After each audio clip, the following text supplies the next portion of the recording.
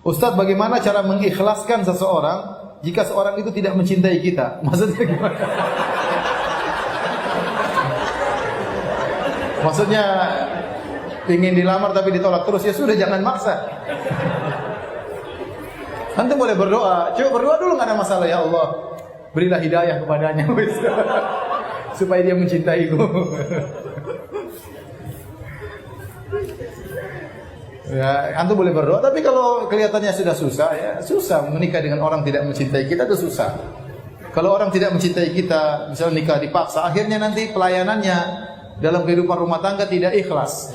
Sama, saya sering sampaikan, seorang laki kalau sudah nazar terhadap seorang wanita, dia tidak suka, jangan paksa menikah dengan wanita tersebut. Saya kasihan sudah nazar. Nanti kalau kita nikah dan dalam kondisi kita tidak cinta kepada dia, khawatirnya kita menzalimi dia. Akhirnya kita sering bentak-bentak, akhirnya kita tidak belikan hadiah, tidak belikan perhiasan. Kenapa? Kita tidak cinta.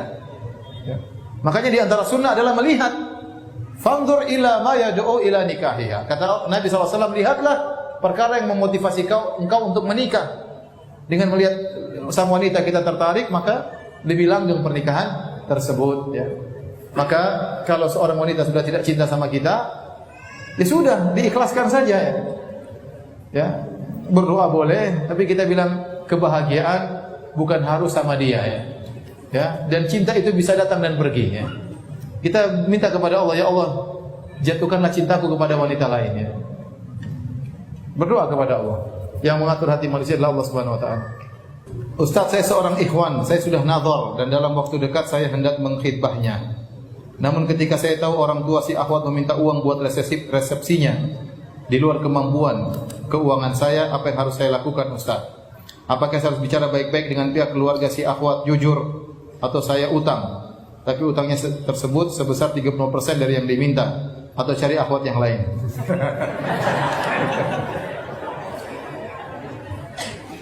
Cari-cari itu nggak gampang, ya. Emang gampang cari akhwat yang lain. Meskipun banyak bunga bertaburan, ya. Tetapi kumbang juga banyak yang mencari. Kalau bisa jujur sama apa namanya? Kalau itu memang wajar. Kala sang pihak suami atau calon mertua meminta uang untuk resepsi dan itu wajar, maka Anda hutang tidak mengapa. Anda hutang tidak mengapa, ya. Tapi kalau memang di luar kewajaran, maka sampaikan kemampuan saya tidak mampu, saya cuma sekian-sekian, ya. Bicarakan, diskusikan sama mertua. Semoga mertua mengerti, ya. Ya, selanjutnya nanti lihat dulu, ya, bagaimana hasilnya. Ya. Tapi kalau apa namanya, kalau itu permintaannya wajar, ya, tidak mengapa. Saya rasa, ya, berhutang, ya. Kalau memang di luar kewajaran dan kita merasa tidak mampu untuk melunasi hutang tersebut, maka hendaknya jujur sampaikan kepada calon mertua. Boleh kalau sudah cocok sama sang akhwat, ya, enggak usah lagi cari-cari yang lain. Ustaz, saya ingin menikah tapi penghasilan saya masih sedikit. Saran Ustaz untuk saya puasa. Kalau belum mampu, maka kata Nabi apa?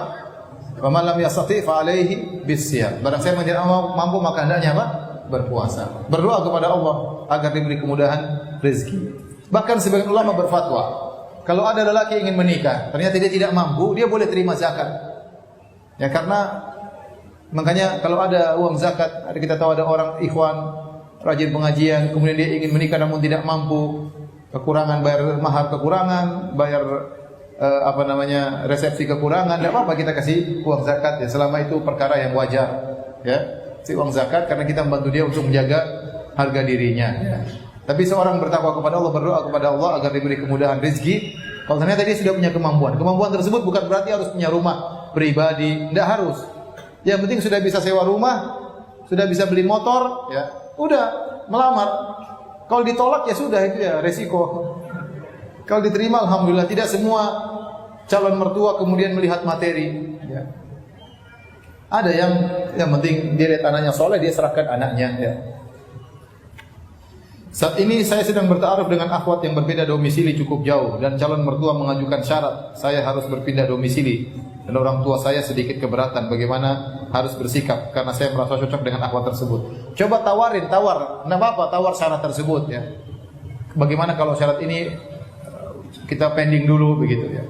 Karena orang tua saya begini, ya ngobrol lah, jangan langsung putus asa, ngobrol dulu, ya. Ya ngobrol sama calon mertua, tunjukkan kesungguhan, tunjukkan keseriusan, ya. Saya juga harus berbakti sama orang tua saya. Insya Allah setiap lebaran saya pulang ke situ misalnya. Jangan langsung mundur, ngobrol dulu sama calon mertua. Ya. Laki-laki itu jangan langsung lemes gitu ya. Harus apa? Harus berjuang dulu. Ya. Nanti kalau semua nggak bisa ya baru cari akhwat yang. Ana seorang pemuda yang sedang mencari pasangan hidup.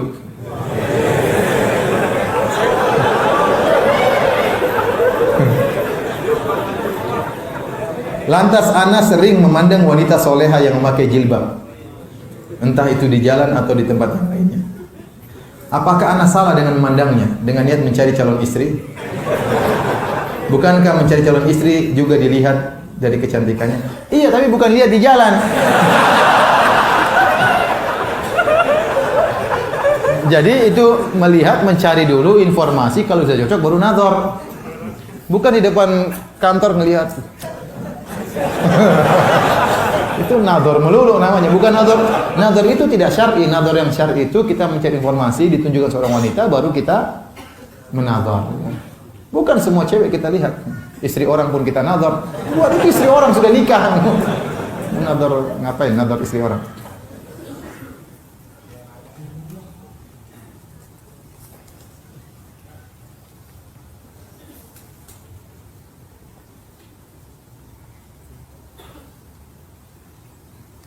Dalam memilih calon istri saya selalu melihat fisiknya. Dalam memilih calon istri saya selalu melihat. Ini selalu kapan ya? Saya selalu melihat fisiknya sebagai kriteria. Karena takut jika nikah nanti tergoda dengan wanita yang lebih cantik dari istri. Salam Ustaz bagaimana? Ya, enggak apa, ini sunnah melihat fisik, melihat apa? Wajah disunahkan. Fanzur ilaiha, fanzur ila ma yad'u ila nikahiha. Kata Nabi, lihatlah pada perkara yang memotivasimu untuk menikahinya. Rasulullah akan lihatlah wanita Ansor, karena pada mata wanita Ansor ada sesuatu. Di wanita Ansor itu mungkin matanya lentik ya, menarik. Rasulullah sudah melihat langsung. Sudah melihat apa? Langsung ya. Jadi kita nikah lihat agama dan juga lihat apa? Kecantikan. Ya, karena kalau tidak cantik, kita tidak suka. Kalau sudah tidak suka repot, nanti kita dolimi istri kita ya. Enggak suka kita ngomelin terus, marahin terus ya. Kenapa kita enggak suka? Maka kita berusaha menikah dengan wanita yang kita sukai.